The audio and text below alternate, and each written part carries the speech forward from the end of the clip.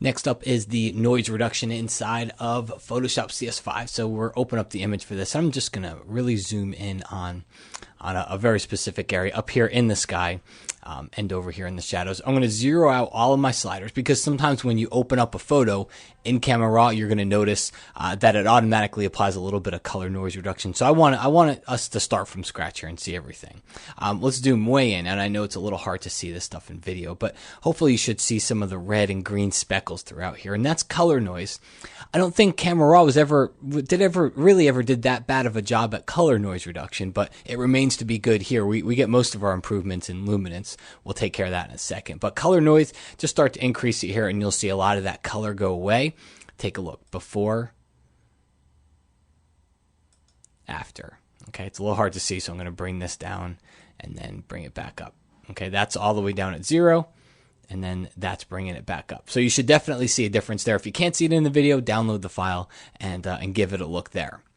All right, so that's color noise reduction. Just know that, once it's gone, it's gone. You don't have to go up to 100. It doesn't get, it doesn't start going away more if you go up to 100. So once you start to see it go away, which happens pretty quickly, I might add, you're pretty much good. Okay.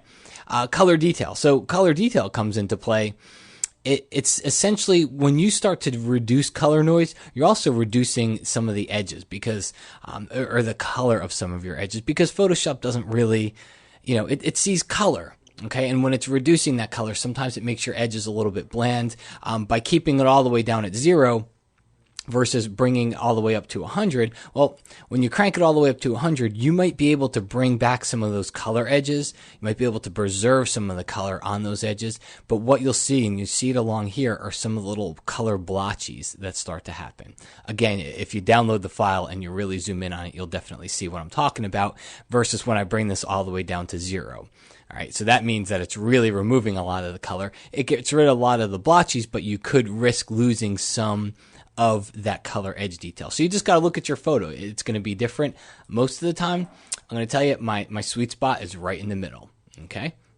Now we get up to luminance. So once you reduce the color noise, you're going to have a very kind of a grainy looking image. Okay. And that's where luminance comes in. Now, the first thing about luminance is it works really well, but just understand that in reducing this graininess, you're smoothing parts of your image. Okay. Will it smooth most of the flat areas first? Yes. And we'll try to leave the details as much as it can? Yes. But it's still going to smooth some unwanted areas too. So take a look. Bring it back down to 0 and then just crank it up here to about 40, 38, 0. Okay. High 30s. And you can see we do a pretty good job of getting rid of that. If I really crank it up, things get really smooth. But unfortunately, I think they get a little bit too smooth, so we're going to bring it right back down here inside the 30s. Okay, so once we get some of that graininess to be gone, we can come in here with luminance detail and luminance contrast. And the way that these work is let's bring it all the way down to 0 here, and we're going to bring contrast all the way down to 0. The way luminance detail works is it says, all right, well, I know that a lot of the edges got blurred when I started bringing up this luminance slider to try to get rid of that graininess. You lost some of the details. Well, luminance detail helps bring some of the details back. Here's the trade-off. As you start to go up too high with it to really bring a lot of details back, you start to introduce all these funky little artifacts back here, which almost brings grain back. Again, it's different for every photo. Some photos it works fine on, some it doesn't. You really got to look at this stuff. And you also got to remember that a lot of this stuff will get smoothed out when it comes to printing, because printing tends to smooth out noise a little bit. So it's not always as bad as it looks. But anyway, to kind of keep an eye on it, you reel that back in, and you're just going to go for the happy medium here to where you can still see the details, but you're not seeing too much of the artifacts. So that's before, and bringing it up about halfway, that's after. And I think that does a good job of bringing back some of those detail edges without bringing in any of that artifact. And kind of the same thing goes with contrast. Let's see if we can get to an area over here. Let's bring contrast all the way down to 0 and then bring it all the way up to 100. And let's get into, all right, so 0. and then we get all the way up to 100, and you're going to see some very, very faint changes on some of the edges, okay? And it's almost barely noticeable. A lot of times it's not noticeable until your detail is down, and then you see the contrast a little bit more. So they're really both handling kind of the same thing. What contrast is going to do is contrast is going to take some of those edges and try to make them a little bit darker, and take some of those lighter edges and try to make them a little bit lighter, which is seriously what contrast does. And it's in hopes to, again, to retain the edge detail in your image that you're going to lose when you start to add some of that luminance noise reduction.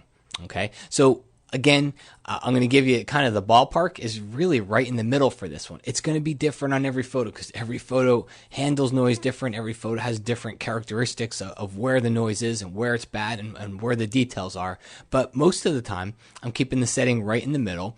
Same thing with luminance detail. If anything, I'm usually hovering down somewhere around 35, 40 or so, up to about 50. And luminance noise reduction, you know, I rarely go up above 35 to 40. That's kind of the high side for me. But again, look at your photo, do some test prints, kind of see how the stuff is working with your photos, and see, and especially if you're printing your own stuff or wherever you're getting your stuff printed, you want to look at the prints because that's really kind of the final image. So all this work you do to get rid of the noise sometimes is not noticeable inside of the prints as much because noise isn't as evident in your prints. But give it a try. Definitely a big improvement in CS5 with the luminance noise reduction. Color, I think, was always pretty good, but luminance has really been stepped up a notch, especially when you add the ability to not only get rid of that graininess, but to also come in and bring back some of those details.